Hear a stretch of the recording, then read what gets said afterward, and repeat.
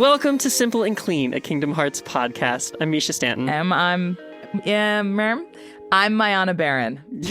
Yeah.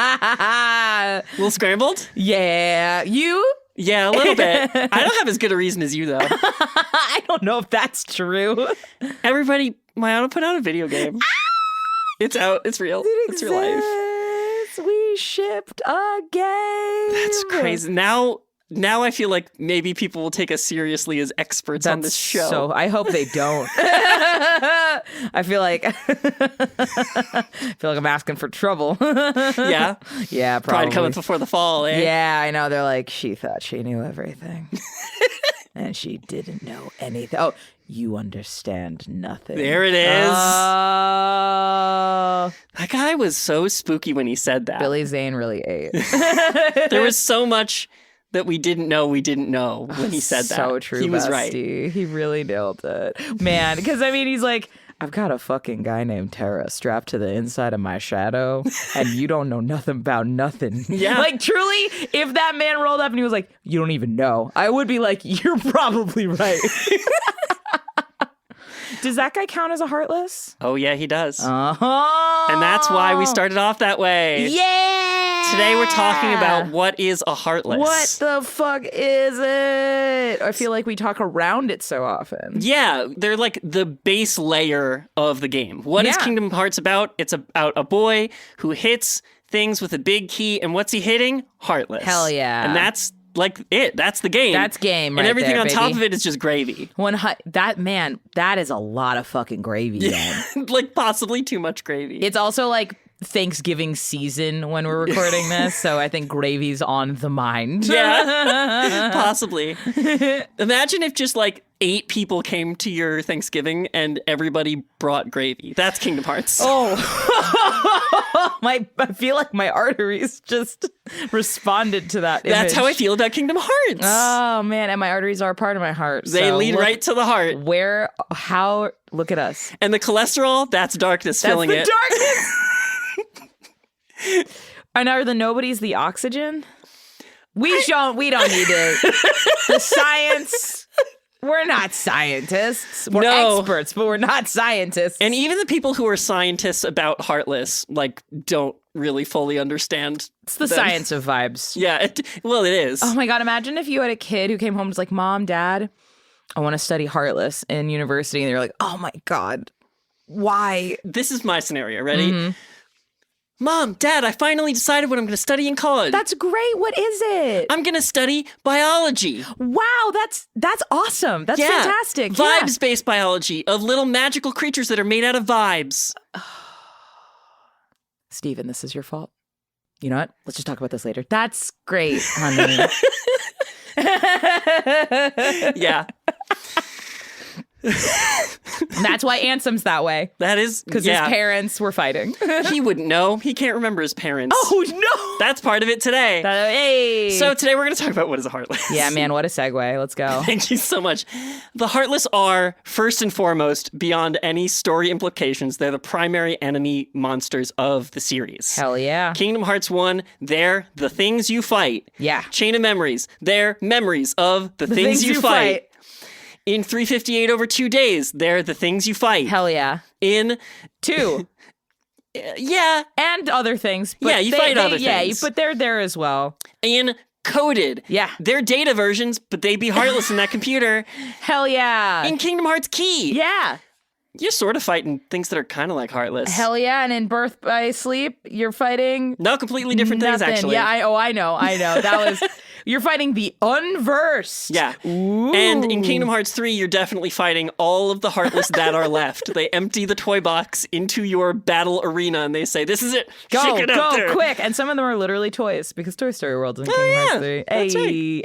Hey, that was pretty good. Man, okay, you play a lot of video games. Yeah. Where do the Heartless, like, rank for you on, like, video game enemy vibes? I will say this. The basic Shadow, top tier. Yeah, adorbs. Like, no notes. You've never seen something that was at the same time so threatening and malicious and so adorable and mascotable. Give me plushie right now. Yeah, like can you buy one of those at Hot Topic now? There's plushies of Heartless. That's like definitely been. There's a series of plushies that Square Enix made where it's all of the characters kind of chibi-fied sitting. Yeah. And one of them is the Shadow Heartless. Yeah. And he's so cute. So mascotable, so merchable, Yes. so cute, but like not in a way that takes away from their menace. It's like they are the monster under your bed. They're these little squiggly. They have like vaguely insectoid kind of antennae. Yeah, they're twitchy. They're really twitchy. They got these they're feet. like dark and with these big yellow bug eyes that don't have pupils or nothing. They're very bug coated. Yeah. Very Hollow Knight. Yes. Coated. Yeah. Oh, I feel like a Shadow from Kingdom Hearts and whatever his name is from Hollow Knight, the little bug. Yeah, the little guy. The little beetle. Yeah. They would be friends. They sit on that little bench. Oh, with their hollow eyes. Yeah, really cute. Just vibing. I love it. Crossover when? Yeah. Heartless Knight. Ooh. That was an accident. Oh, man. Kingdom Hearts Hollow Knight World would slap. Yeah, I'm saying.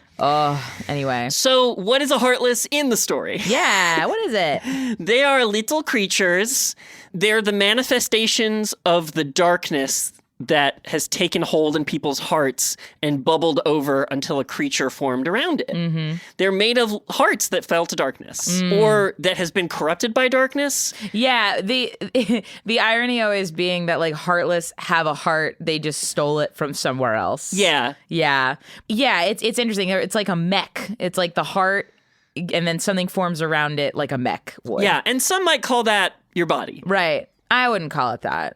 Other people might, but not me. I do think of myself as like a little brain in a bone cockpit that pilots a flesh mech. So real. And you're so real for that, Thank bestie. you. You're welcome. Thanks. So like their bodies are comprised of darkness in the same way that like other things are comprised of light. We've talked a little bit before about like how sometimes there are hard light constructs. There's also like hard darkness constructs. Yes. And that's kind of what they are. Hell yeah. They are completely driven by instinct. They have no soul, which is like the mind driver thing. Oh, right. Yeah, because they don't have the other components needed to make like a full person. Yeah. So they're a little bestial. They're like that twitchiness, that insectileness. They are just driven by instinct. They want to corrupt hearts. They want to bring hearts down to the darkness with them so they can multiply. Yeah. Which seems it seems like, don't get me wrong, like that's just their biological imperative. Yeah, it's like, as you said, they're not really... Yeah, they're just animals. They're creatures. Yeah. They're just trying to do a thing. But they will... Like, they'll fuck you up. They'll fuck you up. Yeah, like, they'll hurt you. They'll kill you dead. Yeah. Especially if you're a Keyblade wielder. Yeah. These things know that their natural predator is the Keyblade wielder. And so whenever one is nearby, the Heartless will flock to them. They're sort of drawn to the Keyblade in order to overwhelm it, get rid of it. They're like, you killed my family. Me and my little shadow children. No. Somebody think of the shadow wife and the shadow children. Leave my home alone. So that's the thing. They'll seek out light wherever it is to snuff it out, including where light tends to pool in a world, which is the heart of that world. They want to corrupt people, and when they get strong enough, they'll corrupt the world. And when they corrupt the world, they'll be strong enough to corrupt the heart of all worlds, maybe? Now then, question 2 is like, is it a thing where, similar to other invasive species, if they do achieve their goal, it's just kind of like a chaotic, dark vibe, but it's like a world collapsing, or not a world like Kingdom Hearts, like the universe will collapse under the weight of all this darkness, but then there will just kind of be like nothing. Yeah. Yeah. But they don't really realize that in the same way that invasive species don't realize that like they're messing with the ecosystem. Exactly. Yeah. Like if the balance of nature were thrown off. And Yen Sid actually mentions this. Oh. There's a point where we're learning about the difference between a Heartless and a nobody in Kingdom Hearts 2. And Classic. Yen Sid, this is like the very beginning of where Sora re-enters the narrative. And he's like, well, I thought we sealed all the worlds and we sealed all the darkness away. Why are there still Heartless around? And Yen Sid said, like, as long as there is darkness in people's hearts, there will always be Heartless. You can't ever fully get rid of them. You can never really destroy it. Yeah. But the problem is that when there's like more of them than there's supposed to be. Yeah, again, very deer population coded a little bit, where it's like, we can't get rid of all the deer, but we gotta. Or if, for example, some mad scientist, let's say, invents a machine in his basement, let's say, that like exponentially increases the Heartless population to the point that it's unsustainable by nature? But Mischa, why would he do that? I really couldn't tell you. I really couldn't tell you. I don't know. Because it's a video game, perhaps? Hey, we're here to say it's not just a video game. It's something more. Just what I'm saying is all stories must have conflict. Yes. Well, and it's the nature of darkness, right? Yeah. Darkness, especially in Kingdom Hearts, is this corrupting force. The more you give into it, the more it multiplies. Yeah. Including in the heart of the most genius scientist on Earth, or whatever he calls himself. I'm cutting this man down at every opportunity. No, you should. You should humble him. Good. His arrogance is suffocating. Speaking of his arrogance. Yeah. His hubris. While he was researching, Xehanort, having forgotten his memories, having taken the name of Ansem and written these reports, let me be clear. So the other thing too is, the name Ansem is literally like his pen name, or is he a different guy when he's Ansem? Ansem's it's just his pen name, although I do believe, and I'll definitely have to be corrected if I'm wrong on this one. Yeah. I believe that there's more of a historical culture in Japan of assuming new titles and names. That there are significant things happen in your life and you take on a new name signifying that. I could see that. I know that was definitely big in the Sengoku Jidai, but I don't know how far ahead it continues. Interesting. Okay. I mean, I could see that. It's also like... that's the old me. Right, exactly. But in a real way that's culturally significant. I wish, I'm trans. I would love, would be great. I feel like there is a precedent culturally. It's just, we just decided it didn't matter for a lot of history, but it was there. Well, then there's also, in Hebrew culture, there's the idea of multiple names too. That's true too. Man, look at us just trying to tie it all together. So anyway, so this guy, he was making notes. He was studying the hearts and the heartless. And, he in those reports, because this is the first time we've ever really met this villain, in those reports, it makes it sound like he discovered Heartless. That the people in the world didn't know about them. So funny. And then he discovered them in his research. Oh, can't stand it. So in his reports, he names them the Heartless. He gives them that name. Oh, fuck. Which is so infuriating because they have hearts. Well, right. And in the report, he says these creatures, they're based purely on instinct. They're devoid of emotion. So I will name them the Heartless because they are heartless in that way. I hate this so much. Well, that's not even true, right? No, it's not true. They get angry. Oh my God. And violent. And hungry and clearly have instincts associated with safety or population. Yeah. I can't. How do you define devoid of emotion? Man, they really said fuck science, actually, in these games. Yeah. Well, fuck this guy. Yeah. Fuck this guy who is not respecting science. For sure. Yeah. One thing that his research did make apparent to him and then therefore us is that the strength of a Heartless is proportional to the strength of the darkness that created that Heartless. Oh. So that's why... And we'll talk about this in a little bit, but when Sora becomes a Heartless, he's just a dinky little guy because he has very little darkness in his heart. But when, for example, one of the people who becomes a Heartless is Scar from The Lion King, and he gets hella powers because there was a lot of darkness in his heart. Yeah, full of hate. Yeah. Kind of started the Lion equivalent of the Third Reich. Yeah, not great. Yeah, I wouldn't recommend it. Not great. Not good stuff. Yeah. So that's a big thing. That's why at the end of the first game, Ansem has a giant, a thing where he's half man torso, half spaceship. He's a fucking spaceship. But Sora could never be a spaceship because Ansem just has that much more darkness in his heart. You know what I mean? That's so bananas to think about. Yeah. If your heart is dark enough, you too could be a spaceship. A planet-sized amount of darkness. So is darkness the same thing as hate?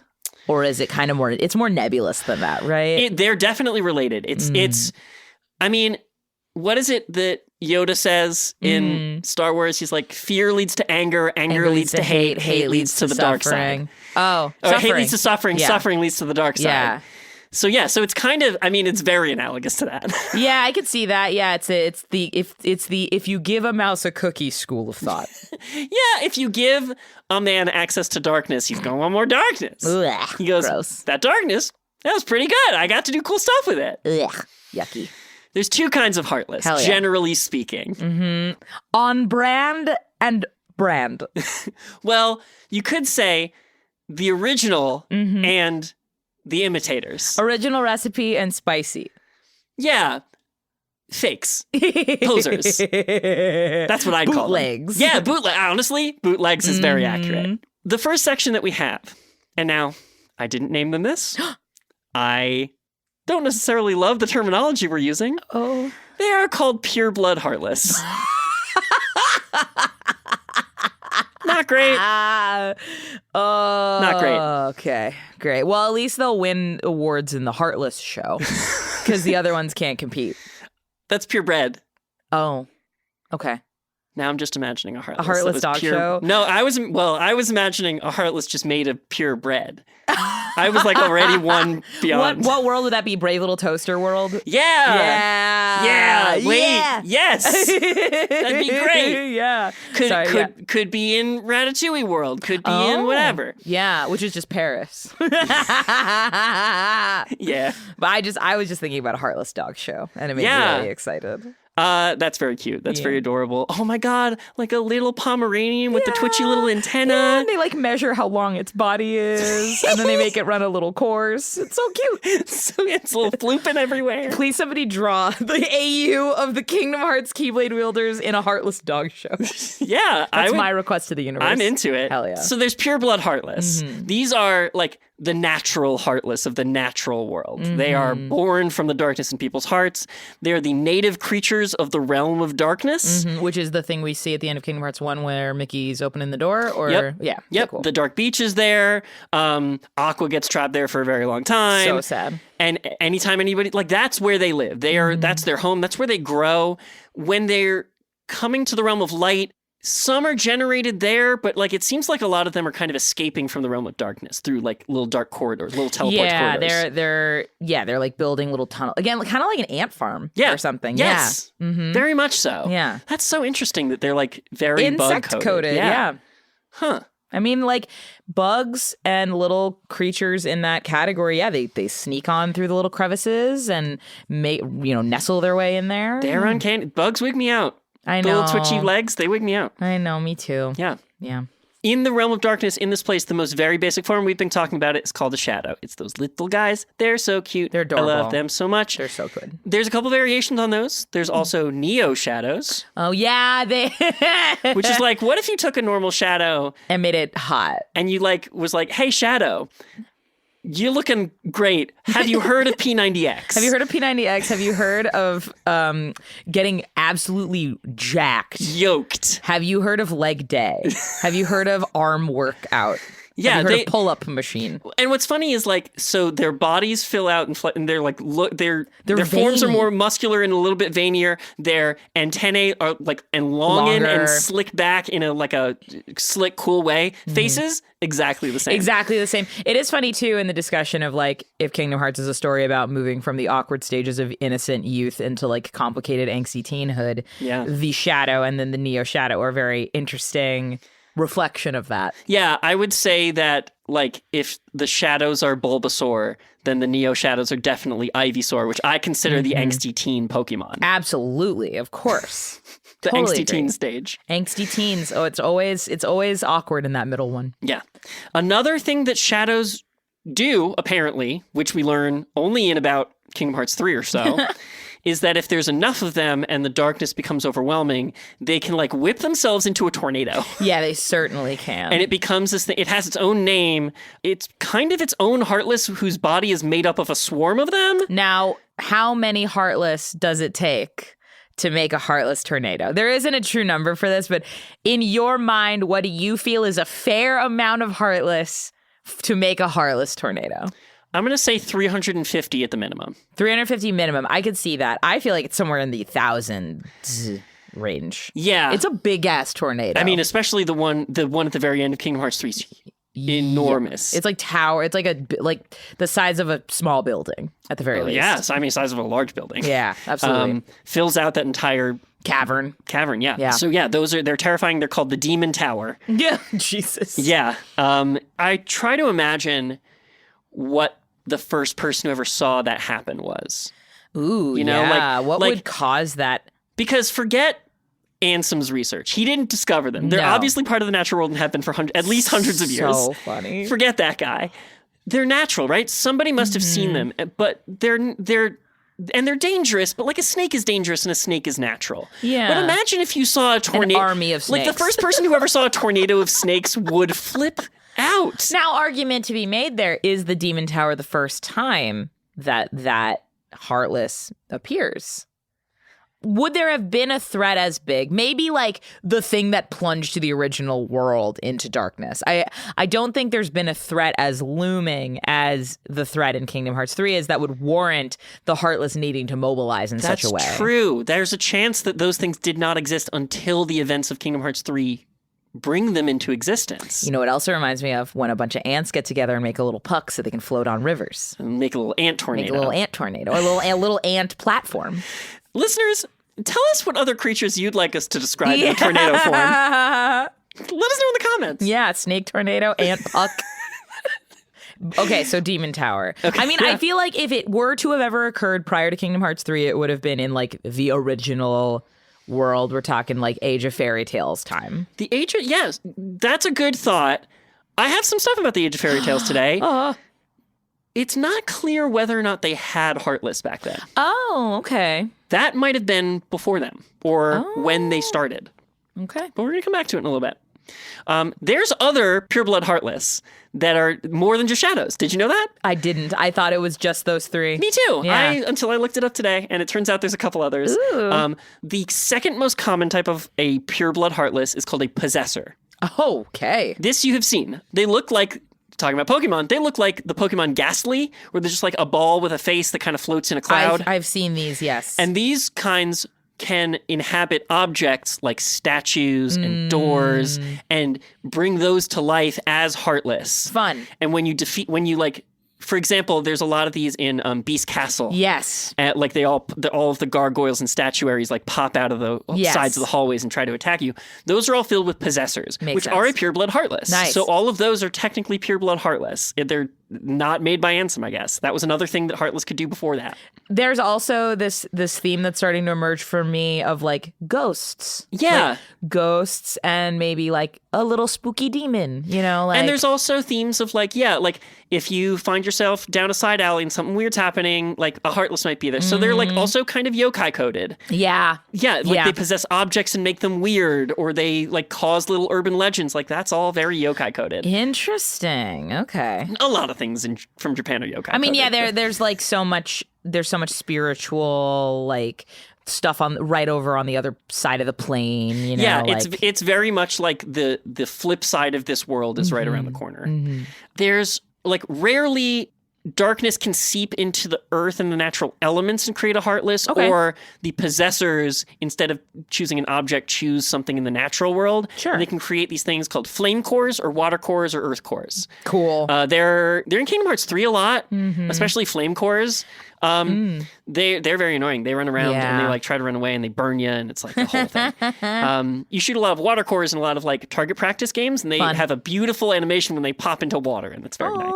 Those are pureblood Heartless because they're sort of like a simple shadow and a natural thing. It's very like basic. It feels again very like of the natural world, as you said. Yeah. Like that Heartless before some motherfucker did some meddling were quite simple. Like their threat and danger level, like obviously they're still causing harm of some kind, but not in a complex way.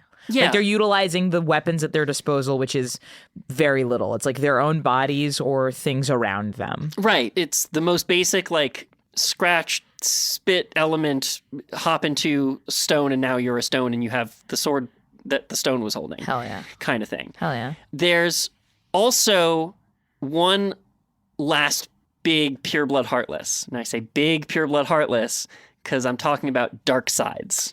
Oh, yeah. Dark sides are the big boss version of a shadow. Yeah. First time you see one, very beginning of Kingdom Hearts 1, it sort of looms up. It's got this giant body and this big hole that's in the shape of a heart cut out of its chest. And it's got spiky hair. I think it was designed to make you think it was part of Sora. 100%. At least in the first game. And then they appear in later games, but they still look like that. Yeah, I think that, they're trying to tie you thematically to what's going on, but also, we're operating under the logic of the first game where they're like, hey, wouldn't it be cool if our main character kind of had this thing that kind of looks like the main character. Right. And then as it evolves beyond that, it's like, this is just kind of a cool design that's very menacing and big. And then what we've seen, the sort of natural evolution of that is like the trailer for Kingdom Hearts 4 has a dark side that Sora is fighting. And it's like, it's scary, but it's obviously not meant to be Sora. No, but it is. That one in the Kingdom Hearts, like, it's massive. It is the size of city skyscrapers. It's so big. I mean, yeah, that one's crazy. I'm very excited. Well, and that's the other thing. Like, they are always using the dark side to show, like, okay, the darkness in this scenario has escalated. Right. Another really scary point in the games where dark sides really hammer the threat of them home is in 0.2, a fragmentary passage. Oh, yeah. This is a mini game, tech demo. 4-hour experience. Incredible, unskippable, should not be missed. But the plot of it is that Aqua, who has fallen to darkness earlier in the series, she's just wandering through the dark realms, and she never, over the course of this game, she doesn't escape. She's just in it, and she goes through it, and she's in it. But towards the end, she stumbles onto this path that is lined with like 20, 30 dark sides, and they're all attacking her at once, and like all of their powers are conglomerating into this dark sun that floats over the battlefield, and she has to fight 3 of them at once. That is just a terrifying fight, because you're like, the dark side's the big one, the one they show when things are really bad, and now there's how many of them? Yeah. Okay, I mean, we'll have to dive into this more in the Aqua episode that we will inevitably make. Is Aqua, of the current Keyblade wielders, the best Keyblade wielder? Because I think she might be. I mean, I think so, I for think sure. so, too. I don't think it's... Maybe Terra. Maybe. Mickey better show me something. Get good, Mickey Mouse. I mean, he's all right. He's got some good moves. He's got that great move in Kingdom Hearts 3 Remind at the very end. Yes, he does. No, I think it's Aqua. I think you're right. Might be Aqua. We'll have to do our definitive power ranking at some point. I love that. I mean, that's going to be its own episode of just like, who is the best Keyblade wielder of the current Keyblade wielders? I'm excited for that. That'll be great. Anyway. I'm going to write that down. Yeah, write it down. So those are the Pure Blood Heartless. That's kind of the flavors they come in. It's all just very like Shadow, New Shadow, Big Shadow, Elemental Shadow, Shadow and Thing. That makes sense to me. I feel like that's plenty darkness for the world at large. You know who didn't think so? And some Seeker of Darkness. Because he was studying these things, and he was like, wow, there's a lot of these, and they're dangerous. What if they had the drip? What if I 3D printed armies of them? We can't have nice things. We can't have nice things. Anymore. So he started making Heartless through like an artificial process, and he stamped a logo on them, which I think is so funny. Could you describe that logo for me? 100%. So imagine, if you will, a heart as, like the cartoon shape of a heart. Mm-hmm. And then you add a cool X across it. Yeah. And then you add on top of that like a little dangly tail element. Yeah, like a fleur-de-lis at the bottom. Yeah, it's like curvy heart part, cool spiky X, and then 3 little tail parts underneath. And it's literally like the cool emo teenager equivalent of a cartoon heart you do for Valentine's Day. Yeah, and it's like black and red. Yeah, it's so cool. It's so cool, but also, God, that's the most like out of pocket thing I could imagine. And knowing that old man made that, he's like makes it less cool, I would say. I think it makes it more cool. Do you think so? Yeah, because you know when you like see like documentaries of like hip hop like history or Yeah. like stuff like that, and there's like a random journalist. It's usually like an Asian woman in her 40s with like cool glasses, and she's been there the whole time. She's been following it the whole time, and she's like, yeah, you know, like the techniques that they used in the 70s really evolved into the, and I'm like, that's a cool lady. Yeah. That's a cool lady. right. And Ansem's like, I'm gonna put the drip on him. Like, that's cool. The thing these things unfortunately. needed, they just needed a symbol to rally around. They needed a brand. They needed a brand identity, and They needed I the was there Nike with the swoosh. swoosh. Yeah. Just a little Shadow Heartless with Air Jordans. Oh, So cute. And he's flipping around in the Air The Jordans. Shadow would absolutely eat. Oh, I want a Shadow in like Sora's clothes. Yeah. So cute. That'd be so cute. Anyway, So Ansem was like, I'm going to make a bunch of these things and call them Emblem Heartless. And they are most of the Heartless you see in the rest of the game, because they're the ones that are themed for each world. they're cosplaying. They're certainly in costumes. In Agrabah, they look like Agrabah citizens. Yeah, they have like Arabian little head clothing. wraps and like vests and little shoes. And, In yeah. Timeless River, they look like old-timey cartoons. In Peter Pan, they have flying cannon pirate ships. Yeah.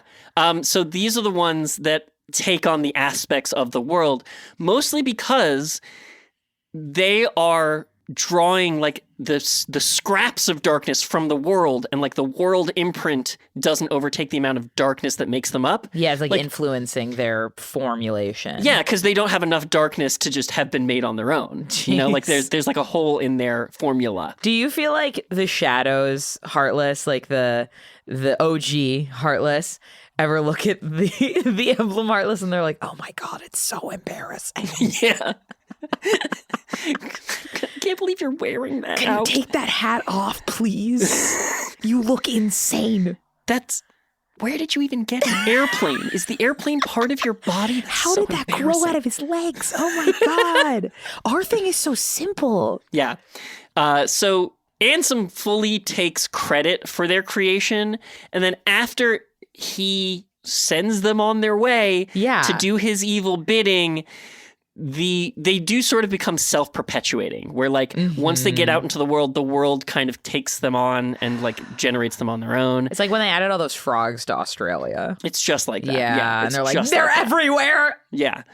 Invasive species versus natural species. There's an interesting biology course in this one, but it's a weird bit. I feel like, yeah, but it's there, right? It's right on the surface. And I think that that's interesting because by extension, some of the other enemies that you fight throughout the Kingdom Hearts games, when you add other types and they're like the nobodies, like the other things, like they have more humanoid, like nobodies especially are humanoid coded. Yes. Because they are the body part. Like, so it's like they take on the instinctiveness, and animals operate a lot on instinct. So That's true. It makes sense.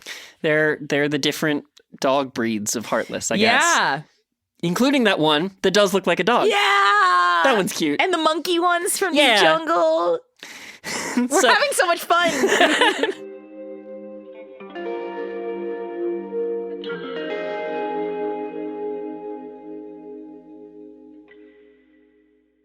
Hello, and once again, I am here, Mayanna, to thank you for listening to Simple and Clean, a Kingdom Hearts podcast. I am also here to remind you of important information, like the fact that we have a Patreon. You can find us at Simple and Clean Pod on Patreon. You can sign up for the $5 Final Mix tier to get ad-free versions of these episodes, as well as exclusive bonus content called The Secret Reports, where we talk about other games that we love and talk about games that I worked on, like Dispatch, which is available on PS5 and Steam. If you want to hear us talk about Dispatch or other cool stuff like Final Fantasy games and other things in the future, please find us on Simple and Clean Pod at Patreon.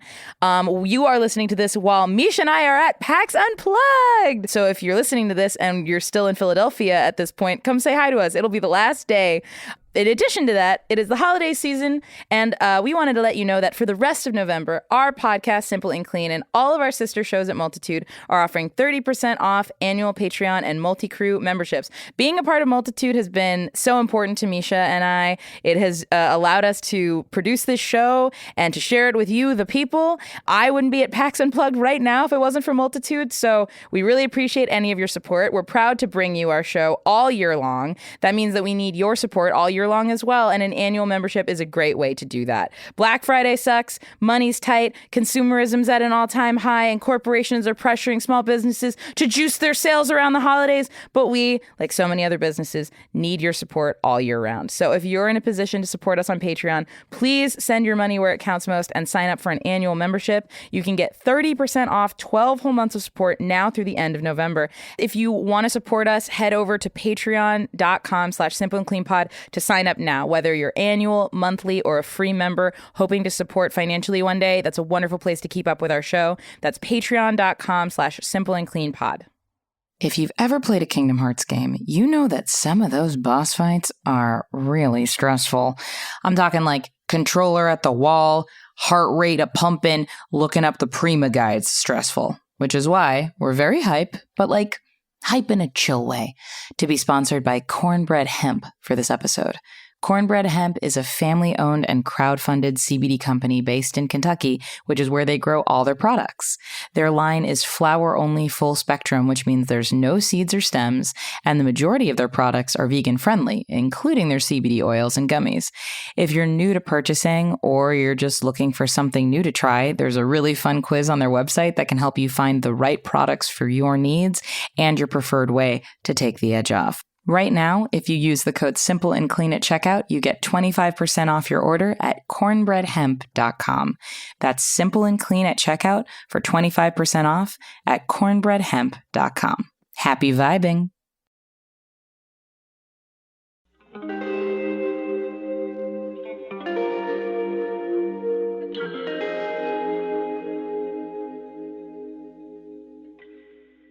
Now, this is something interesting I found in the research. When pureblood Heartless are destroyed, the darkness just sort of like dissipates. Yeah, the heart usually will escape the body and float. Not with pureblood Heartless. Wow! Because the pureblood Heartless are made up of the heart.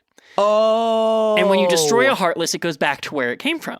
So when the heart has gone, like you're not going to see, it's just gone. Wow, because it became it. Yeah. Whoa. The emblem Heartless don't start as hearts.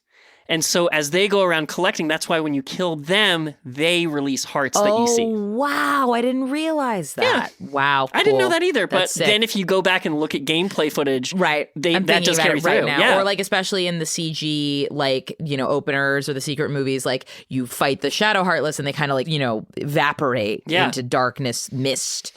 Yeah. Yeah. Okay. Wow. I didn't. Yeah. So many little details. Just so many little details. And man. Yeah. And so those are the two basic forms of Heartless. What if I told you there was a third kind of Heartless?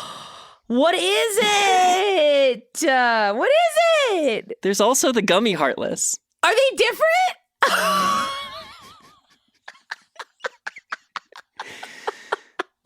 Now, this is just some insane lore that I thought you'd find really funny. So I'm stalking you with it on mic. I was looking it up. Oh, I was reading some interviews. No. And at some point I read something that was like, yeah, in Kingdom Hearts 1, the enemies that you fight during gummy missions are Heartless flying their own gummy Driving ships. spaceships. So, first off, where are they getting those spaceships? Where'd they get who's them? there, Chippendale? Yeah, who made those and Who where's... watches the Watchmen? And here's the insane part. Oh, no. In games after that, in Kingdom Hearts 2 and 3, the enemies in the gummy missions are not Heartless flying their own spaceships. They are Heartless the size of ships. That's a different thing. And it's not clear when they made that jump. I think they made the jump when they decided it was going to be really cool to fight like Heartless bosses in the gummy ship segments. That's probably true. They were like, it'd be tight if you could do spaceship boss fights. But to do that, we would need like really big in scale guys, and it's like, well, we could make like a big spaceship that have a bunch of little Heartless in it, or we could make Heartless the size of spaceships, and the second one's way cooler, Right, and way simpler if you. But think you about have it. to be glad that like the Heartless never. I mean, they're driven on pure instinct, and all of the people who drive them mostly are dumb to a certain extent, especially Pete. Right. But you like just be glad like the Heartless never pull the equivalent of a Holdo maneuver where they just take one of their spaceship-sized Heartless and drive it into a planet. Yeah. Like they could do that at any time, but they don't. Oh, that's really interesting. I mean, and obviously the meta logic there is like, well, these are the Heartless for the boss fights in space, so like that wouldn't happen. But it is an interest. I feel like the justification for that would be like, maybe their instinct is less to take over individual worlds, and maybe they see space as its own world. Maybe. And therefore they are focused on it at the scale of other Heartless who are spaceship sized. And they're like, we got to take over all of space. Yeah. You guys, you're the work ground on your troops. thing. Unless you want to trade jobs, Yeah. but I don't think a tiny guy could take all of space. Yeah. Cute. I like that. That's just like a weird pocket of lore I thought we'd do this afternoon. So interesting. Yeah, because you're right. Like when you think about the way that the Heartless look, or the gummy ship enemies look into and onward, they are just giant Heartless in space. Right. Yeah. Well, and you would imagine that if you're trying to get to the heart of a world, you'd want a Heartless to get in there the size of a world, and also one that had giant drills on its hands. 100%. Maybe, but that's just me. Maybe I should be in charge of the Heartless army. Oh, are you Ansem, Seeker of Darkness? No. You know nothing. Oh my God. And so you understand nothing. Oh, you're stupid. Yeah. Yeah. That's it. That's Kingdom Hearts in a nutshell. If you That's think the about trump card that gets out of any scenario. You're stupid. You're stupid. Oh, Sora. No, our boy. Do you want to talk about Sora's Heartless for a little bit? Yeah, let's do that. So one of the please. most tragic and heartbreaking things that happens in the Kingdom Hearts franchise is that Sora sacrifices his light so that Kairi can live. Yeah, and free of the princesses too. That too. Which is important. Yeah. And the universe needs them? Question mark? Yeah. Question mark? Yeah. All right. Sorry, this is going to be such a little the smallest tangent. I found on TikTok somebody who did a Kingdom Hearts freestyle, and it was like the build was like Sid has a sound studio and Sora rolls up to do a freestyle. Yeah, wait. It was really cute. But he's like, I hang out with princesses who casually model. And I was just like, what? They do. They have their own They fashion do line. casually model, don't they? Yeah. Anyway. So Sora, in the course of trying to rescue these princesses, stabs himself in the heart and falls to darkness and becomes just the tiniest little heartless shadow. Yeah. Because his heart has very little darkness. Starter boy. Just a little guy. And he spends so little time as a Heartless, unless you're David and you just want to spend 20 minutes jumping around as a little Heartless. You guys really got to follow us on Instagram because that clip brings me endless joy. I have, that was only the first 30 seconds of what was like 3 to 4 minutes of footage. So I think I am going to split it up into, like, we were in room 1 for a little bit. We were on that balcony and for a little bit. He spent so much time. He was just so happy. Yeah, because he's just a little floopy guy and he's not a harm to anybody. No. But what's interesting about that is that is the only time, I think, so far, that a Heartless is a playable character in the game. I believe that is correct. Well, unless you make the argument for Sora's fusion form. Well, that comes out of this. Yeah. So let's talk about it. Yeah, let's so, talk about it. As you're playing around as that little shadow, ludonarratively, which is a big fancy word that means in the narrative created by the game mechanics. Yeah. That means that little Heartless has agency. And sentience. Is not just driven by instinct. Yeah, it knows that it needs to go somewhere. It, on some level, it's interesting because when Sora talks later about his experience of being a Heartless, he starts to lose. He's like, I started to forget who I was. I started to forget my name. I started to forget whatever. And then you called me back and like pulled me out of that place. So I guess, is it one of those moments where when you first become Heartless, you still kind of have access to that stuff, but as you spend more time in that form, you become more of it. Very possibly. Yeah. But Sora managed to hold on to it enough to get back to Kairi, who used their magic bond to bring him back. Yeah. But later, when that moment is discussed Yeah. by other characters slightly more steeped in the mystical knowledge of the realm, that's like really notable. Yes, it because according to them, that's only the second time that someone fell to darkness and retained any amount of identity. Wow. And the first time is Ansem, Seeker of Darkness. Ugh, the parallels keep parallelogramming. Yeah. This is incredibly powerful. Like, something about Sora is just as powerful on a level as that guy. I'm so scared for those implications. Yeah, me too. Especially if you follow some of the more prominent Kingdom Hearts 4 theories. We'll come back to that in a little bit. Yeah. But that moment also leaves a lasting impression on Sora even after he comes back. Yeah. There's a little seed of darkness inside of him that has awoken, and after that moment will no longer go back to sleep. And so, when in Kingdom Hearts 2, Sora is imbued with a wider power to transform his body given certain magics, the good fairies from Enchanted Dominion give him some magic clothes. Flora, Fauna, and Merryweather. That's them, baby. And they give him some magic clothes that allows him to transform into lions for Lion King, into Atlantica for Atlantica, but also that he can transform into these, like, I mean, he transforms like Goku transforming into a Super Saiyan. It's one of the best new features they added to the game. Drive forms, amazing. I'm going to talk about them in their own episode. Yes. So good. Yes. But every time Sora uses that magic, the part of his heart that has awoken and will no longer go back to sleep gets provoked a little more and grows in power a little more.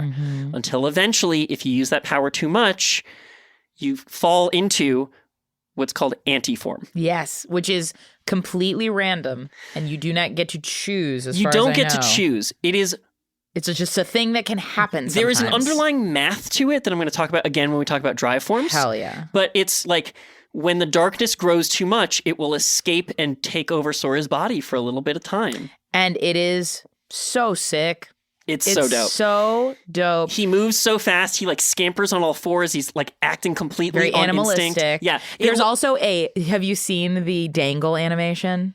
When he's hanging from something? He can hang on ledges, but he like hangs on his back foot and his arms dangle down.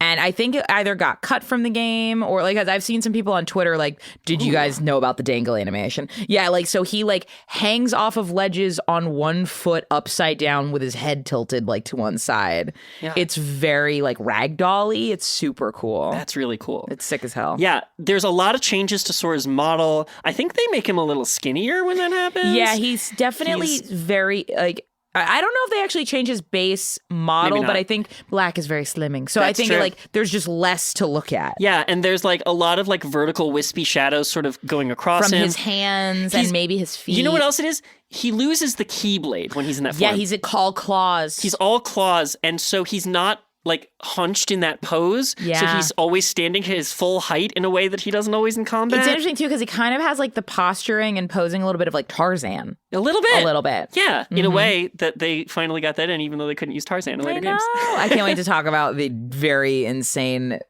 estate stuff going on with Tarzan. Yeah, will be great. Yeah. And so Sora's abilities change when he's in this form. He loses the Keyblade entirely. He's scratching with his claws, but he also goes at like 2x speed. Like it's super scratchy. And he has the glowy yellow eyes. Yeah, his melee combos, he can end up hitting like 12 to 15 times, and each one does less damage, but it's like a flurry of scratches and combo. Yeah, what's funny too is because one of my favorite things with drive forms is when you go into cutscenes, they retain the colors. Yeah. And I think for his anti-form, it's just like in cutscenes, he's still Sora, but his clothes are just like black and blue. Ooh, I don't know if I've ever gone into a cutscene in anti-form. I'll have to double check. There might be a memory hole of like a thing that my brain supplanted, but I feel like at a certain point I was like, oh, I'm about to be in a cutscene. Can't wait to see how they handle this. And I think it's just like Sora with like black clothes on. Yeah, that's interesting. I'll have to double check if that's true. I might be misremembering that. Yeah. One big thing about anti-form that sucks is you can't heal. Huh. When you're in anti-form, you can't pick up HP orbs. You have no access to magic because the only thing you can do is melee attack. Okay. So, like, you try to run up to orbs and they just won't absorb. So you can't retain health.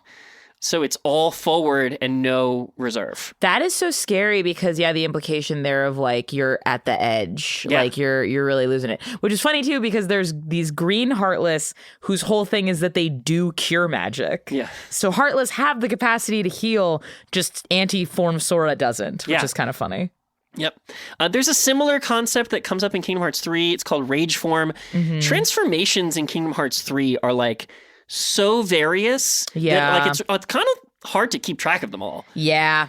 So Rage Form is in there, but, like, so many other transformations are in there that, like, and I've only played Kingdom Hearts 3 once. I might have to replay it as we get closer. I have to replay it. I mean, we'll replay it with David as well. But it's been a long time. I don't even remember Rage Form. Yeah, it's another one of those things that pops up, like, incidentally, but it's also not as detrimental as Anti-Form in Kingdom Hearts 2.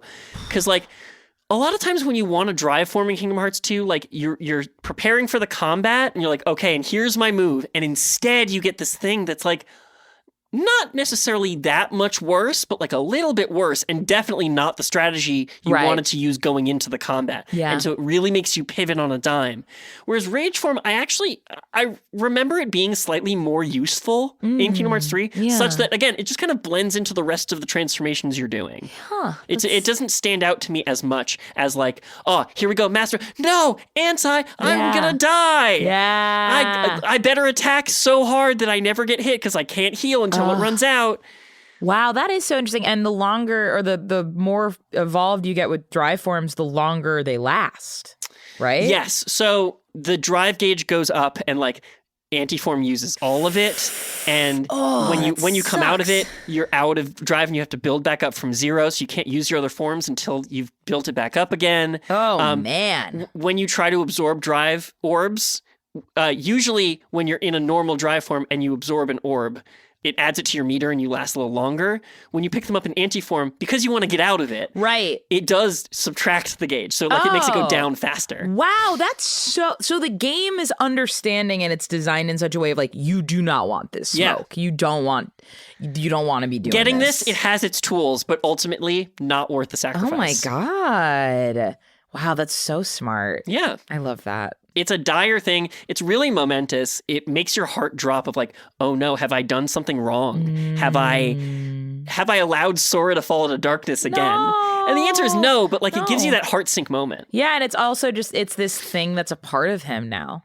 And you have to, as a player, deal with that. Yeah, at least for most of the game. Yeah. There is a point at very towards the end of the game, once you've reunited with Roxas, where it basically no longer becomes a thing. Again, I'm going to talk about the math of Anti-Form when we talk about drive forms. Nice. But as long as that moment of falling to darkness and being incomplete is sitting with Sora, it's always lurking. Damn. And you don't know exactly when it's going to pop out. Damn. Yeah. That's scary. Yeah, it's scary. I love it. The last thing I want to cover today is where these guys originally come from. Oh, fairy tale time? Fairy tale time. Fairy tale time! So we've talked about how they're natural parts of the world, or, like, the world set up as it stands. But the world didn't always look this way, right? Mm-hmm. Before it was many worlds, there was just one world. Mm-hmm. And before there was the light and dark realm, there was just one place. Mm-hmm.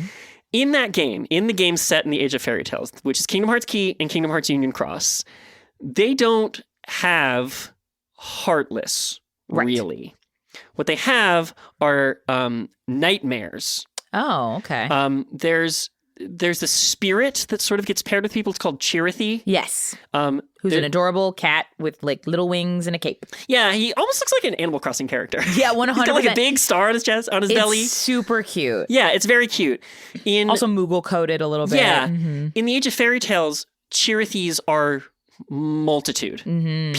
People are paired with Chirithys. Aww. And Chirithys can also sort of be turned to darkness if the person they're paired with starts giving into darkness. Oh, no. So they can become dark Chirithys. Not the dark Chirithy, no! Yeah. And the Age of Fairy Tale games are all about, like, sort of this war over the light. It's not that there's light and there's darkness and they're fighting. It's that everybody's light, but people have different ways they're supposed to go about it. So they're fighting about the best way to gather the light, and they want to gather it before their rivals gather it. And it ends up causing a schism that allows darkness to seep in. Okay. It's a whole thing. But basically, the first sign that is happening is that Chirithes start becoming dark. And when your Chirithe turns to the nightmare side, that sort of leaves your spirit open to darkness. Oh my God. And it ends up corrupting some of these early Keyblade wielders. Oh no. Into a thing called a Darkling. Not a Darkling, no! I'm going to show you a picture of a Darkling. Oh my God, show me a picture of a Darkling. Oh no, he's so scary. But he's also like, kind of cute because they're cartoony. Sonic the Hedgehog vibes. Like they have like little X goggles and like claws. They have like little dark striped Harlequin pantaloons. It's super cute. I mean, like, again, Age of Fairy Tales, it is very gesture coded. Yes. For sure. And these are Keyblade wielders whose hearts were left open and vulnerable such that darkness corrupted it and turned their hearts into another thing. The Darklings. Well, this sounds a lot like a Heartless. Yeah, it does. But it's before, like, this is sort of the origin of Heartless. Yeah, and also they were never called Heartless until Ansem called them Heartless. So, like, maybe they just had a different name. Maybe. But when you discover something that has a name and you didn't like its name and you want it to be a thing you named instead, and then you just change it. Sounds like a man. Sounds like a man to me. Sounds like a man on a ship. Yeah. A man whose body is half ship. So like this is the first instance where Heartless started appearing. And before that, it wasn't really a thing because before that, darkness was in a different form. This is going way back to the 7 lights and 13 darknesses. Oh my God. It's like for the Old Testament or some shit. Yeah, truly the oldest lore. At a certain time, way yon, back in ye olde days. Ye olde days where old had an E. There were 7 lights and 13 darknesses. Hell yeah. And the clash between them was what summoned Kingdom Hearts. Hell yeah. Wow. That's great. Yeah. The darknesses had physical form and then at some point gave up their physical forms so that they could instead enter the bodies of others and corrupt them from within. Oh, no. And that's kind of where the Heartless come from. Wow. Like, so in the end, the Heartless are like very distant descendants of these 13 original darknesses. Okay. And those 13 darknesses decided to forego physical forms? That was them? Yeah, they gave it up. Wow. And instead, they sort of corrupted the physical forms of others and corrupted them. Is that why Organization 13 called itself Organization 13? No, I think they called themselves that because they There's were organized and there were 13 of them. I mean, that's why Xehanort needs 13 vessels of darkness to complete his ritual. Right. It ties back to that ancient lore. Interesting. I'm trying to track down what happened to those 13 original darknesses because some of them are still around. Oh. Some of them are trapped in places. Some of them are like make it to present day. Wow. Is one of them Kurt Zisa? No, I'm just kidding. One of them is Ventus. What? We're going to come back to it. The fuck? We're going to come back to it. Oh my God. Really? Yeah. Okay. Or one of them's in Ventus, or one of them hitches a ride along with Ventus. That boy, for someone I don't care about at all.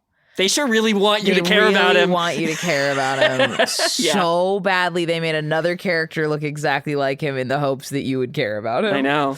Damn. I know. Damn. So the evolution of that whole thing, you know, like after the world gets split, that sort of creates a realm where all the darkness seeps, and that's where Heartless sort of start populating and arising. Okay. The first time anyone in our story sees a proper Heartless, Xehanort summons some Neo Shadows to attack Ventus and split that darkness off from him. That's why Ventus is created. Okay. Ventus doesn't really remember that, but that means Xehanort knew about him before he lost his memory and rediscovered them. So yes. So that shit about him discovering them is super dumb. Ah! It's super dumb.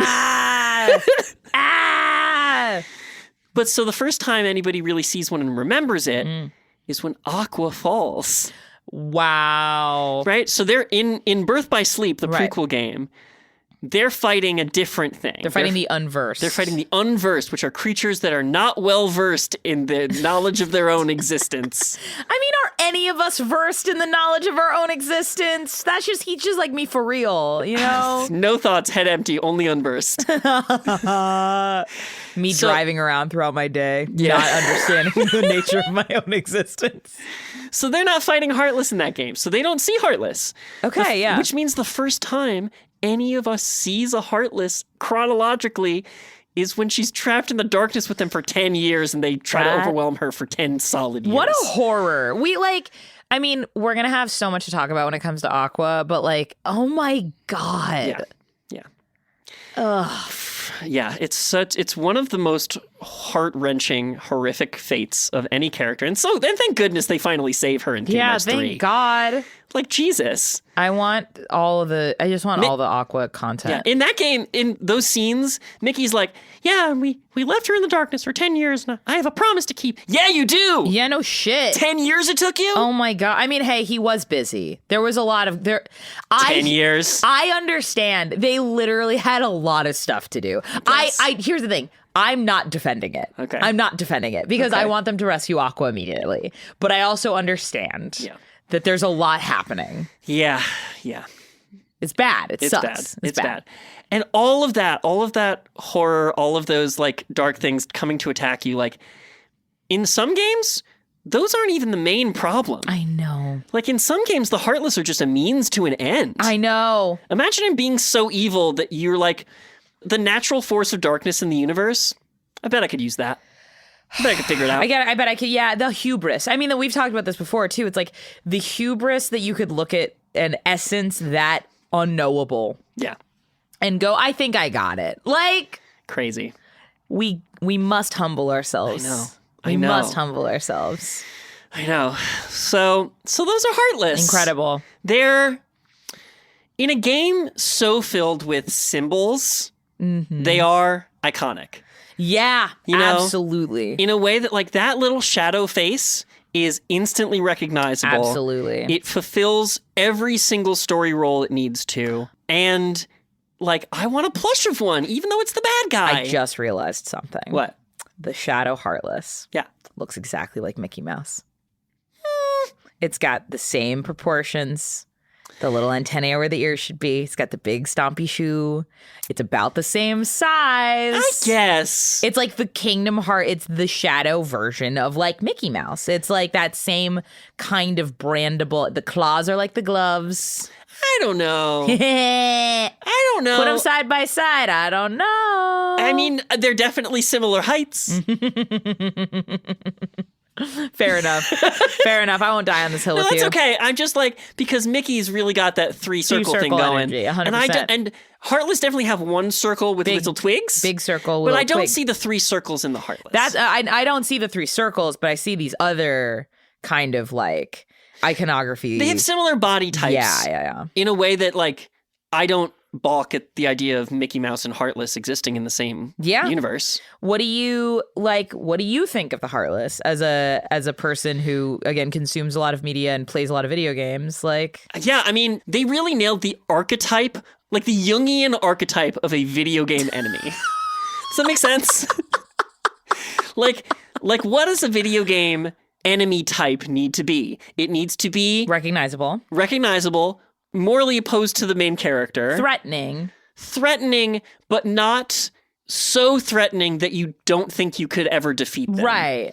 They need to be everywhere. Yes. And they need to be small enough that you can defeat waves and waves of them so you feel powerful. Right. And so, like, with that, they just made, like, a dark little guy. Mm-hmm. They consolidated all of that into just one perfect dark little guy. Hell yeah, they did. I appreciate that they're so cute. I appreciate that they're all really rambunctious. Like, they're mischievous. Yes, they're sneaky. Yeah, they're little scamps. Yes. They're little scamps. To the point where, like, if they weren't actively attacking me, and if you didn't tell me they were evil, I might be like, hey, little guy, what's your name? Yeah, You know, they're like approachable. They're approachable. But evil. And violent and powerful. And like when you get into the really beefy big guys, you know, they get up there. But like they're all so fun. And like one of the joys of playing Kingdom Hearts is going to a new world and seeing what Ansem cooked up for you. Yeah, exactly. Not the designers, Ansem. Yeah. Okay. We've reached that point in the conversation. Okay. Tell me about your favorite Heartless designs. Oh my God. Okay. First of all, Girl Monkey. Girl Monkey. Girl Monkey. So when you go to Deep Jungle in Kingdom Hearts 1, there's little monkeys. The Girl Monkey is pink. It's got a little bow to let you know it's a girl. But it's just cute. And they have like a projectile, I think. Or they're like it's like a little heart projectile or like a little beam that it shoots at you. But it's fun and it's really distinctive.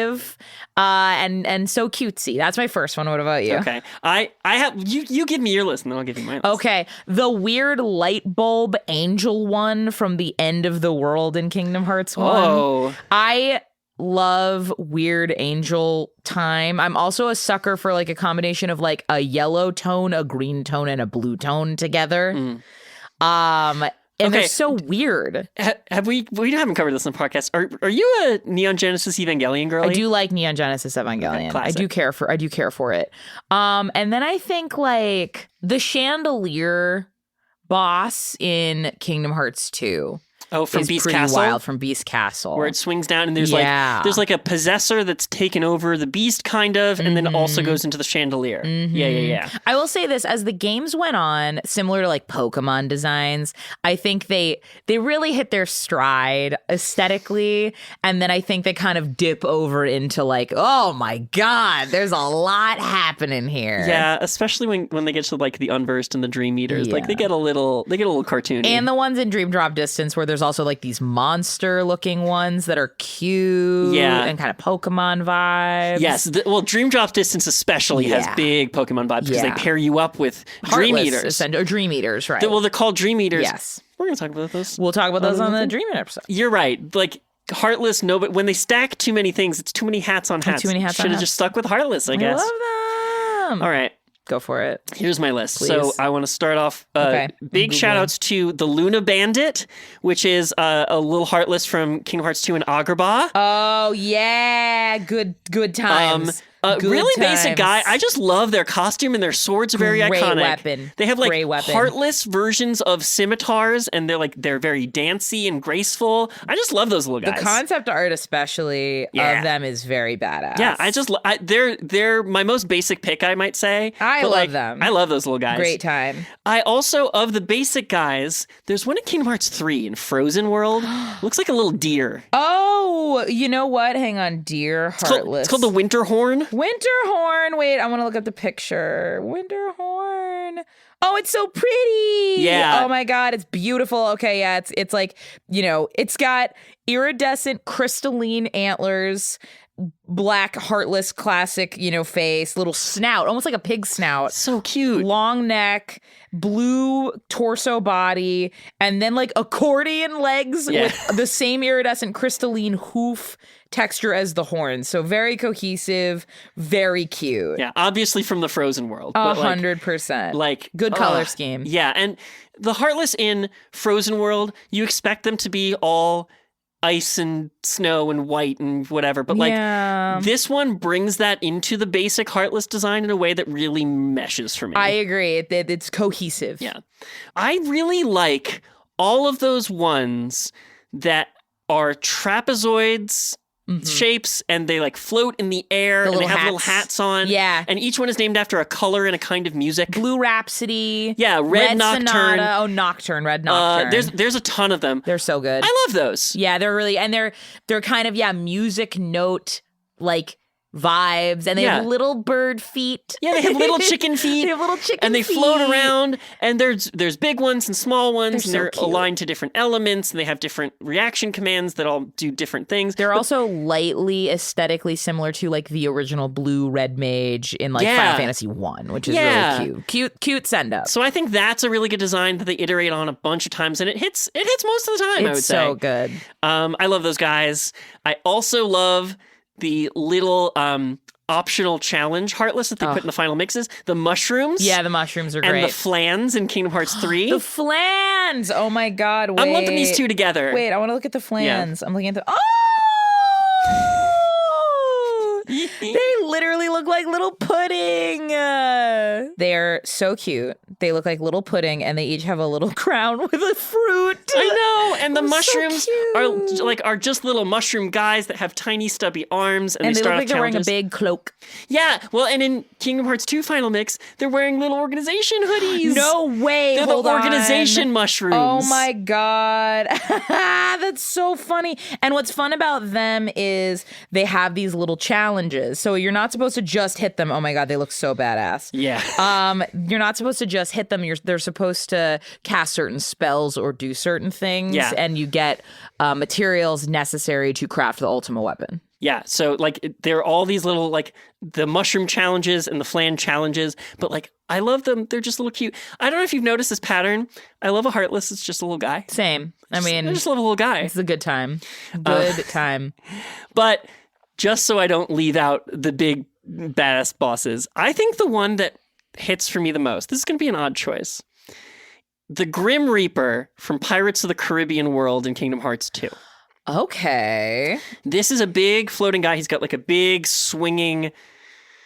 It's like a Yeah. Mezzaluna on a stick, and he holds it underhand and he floats around. He looks like a big kind of Caribbean ghost. Yeah. And the reason I like this guy, he's the smartest fucking Heartless in the entire game. Oh, yeah. He's got like a big scythe. Yeah. And he's got like abs. Yeah. Wild. Okay. Smartest Heartless in the whole fucking game. Okay. And I'll tell you why. Okay. Tell me Because he sees this kid with the Keyblade coming. Mm-hmm. The Heartless is big as weakness. And he goes, wait a minute. There's tools in this world that I can use to defeat him and make him not even a threat. This chest of gold, it's cursed, so that if you take one, you can't die. Even when you're hit by a Keyblade. The Keyblade doesn't affect the pirate curse, so this is the only Heartless that takes advantage of also the pirate curse to make himself invulnerable to Sora. Wow. This is the smartest Heartless in the game, even above Ansem, and I will die on this hill. That's so funny. And also the implications that like, and I mean, it makes sense, but like a world's rules are absolute. It's the only one that takes advantage of the world it's in So fun. to be better at being a Heartless and kill the Keyblade wielder. Do you have any least favorite Heartless? Least favorite? Oh, yeah.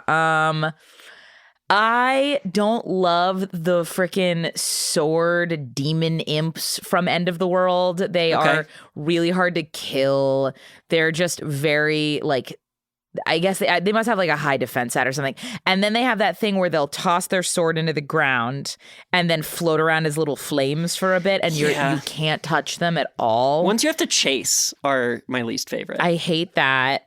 I don't know why, but the one that came to mind were the little clunky Knights of Armor in Traverse Town. But I don't hate them because they're I think I hate them just because the sound they make bothers me. The clanking? Yeah, the clank, clank, clank. Because they're adorable. Yeah. Maybe it's their nails. Maybe it's their long, spiky red nails as well. Maybe that's not my favorite. What about you? I hate the large bodies. Yeah. And I don't mean with to... the bouncy tummy. Because they bounce you off the front, and you have to, like, get around them, and sometimes they'll get into a corner so that you can't, and you have to, like... wait until they do their pass where they're invulnerable and they skate across the floor and they hit you, and it takes so long to kill those things. Yeah, and like I don't like anything where I remember this in Wind Waker too. There's like the Anubis Knights that have these little like strings on the back of their armor, and you have to parry them and slice the thing so that you can finally hit them. I hate anything where it's like, well, half of its body doesn't count. And you're like, okay. It kills me. And in a similar vein, my other least fave is the Assault Rider from Kingdom Hearts 2, the one in Land of Dragons. The guy that's like a big centaur guy with a big hate that pole guy. arm. He has this attack where he swings this pole arm in front of him, and it hits you like 8 times. You can't recover, and then it sends you clear across the battlefield, so you have to run up to the thing to hit it, and by the time you get there, he's recovered his cycle, so he can hit you again. And he can charge up like a crazy like bombardment move too. And all of those things hit for so much damage. Like they can stun lock you really bad. So frustrating, those things. So I don't like those. Don't care. I did not care for those. I did not care for those. I did not care for those. That's but so funny. generally, I am a big fan of just a little guy. Love a little guy. They're so fun. Overall, great enemy. Great consistent thing throughout the series. The thing that Kingdom Hearts is like you fight Heartless. That's your thing. It's a game about hearts and connecting hearts, and these things are heartless. And they're bad. And that's what you need to know. And that's as fast as you need to know it, too. It's like those things. Oh, this is a game called Kingdom Hearts.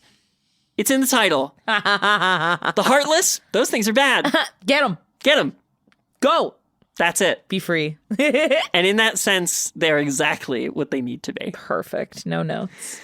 And I hope this podcast has been exactly what you needed it to be. Yeah, I hope you got all your laundry done. I hope you got wherever it was you were driving to, probably work. I hope you passed those 20 dark sides while they were summoning a dark sun or whatever. Yeah, this God, imagine Aqua listening to this podcast in the dark world. Tara, hold on. I'm learning. Anyway, this has been Simple and Clean, a Kingdom Hearts podcast. Thank you for listening. We would love to hear from you if you like this show. Please. All we want is for people to like the show and talk to us. Yeah. So please talk to us wherever talks can be talked. That's Instagram, Blue Sky, or Patreon. Simple and Clean Pod on Patreon. We are planning some extra content for that in addition to our ad-free episodes, so keep an eye out for that really soon.